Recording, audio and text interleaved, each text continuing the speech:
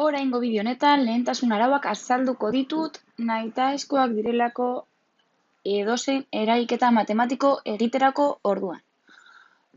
Lehentasun arauen arabera ekuazio hau batziko dugu eta hemen joango naiz pausuak apuntatzen. Lehentasun arauen arabera edozein eragiketa egiterako orduan egin behar dugun lehenengo gauza izango dira parentesiak.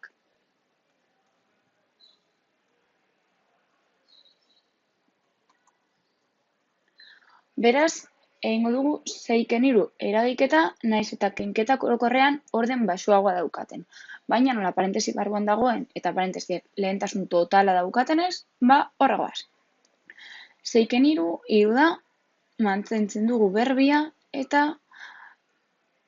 nahiz eta beste metodo batzuk dauden, niri guztia kopiatzea berriz gustatzen zait, ezer ez hasteko eta ezer ez usteko atzean.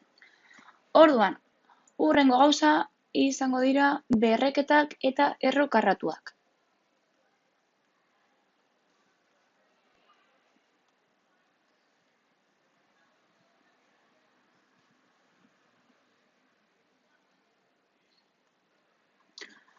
Kasu honetan ditugunez, biak egingo ditugu batera, 3 berbi 9, 3 bider, 4 berbi 16.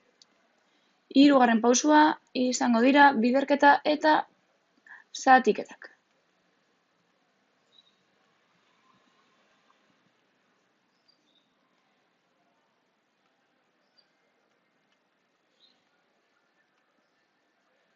Sentitzen dut letra.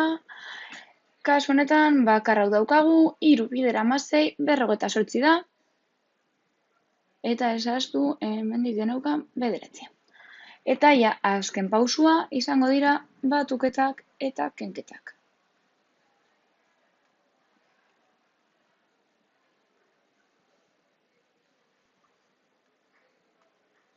Eta azkenik hau egingo dugu.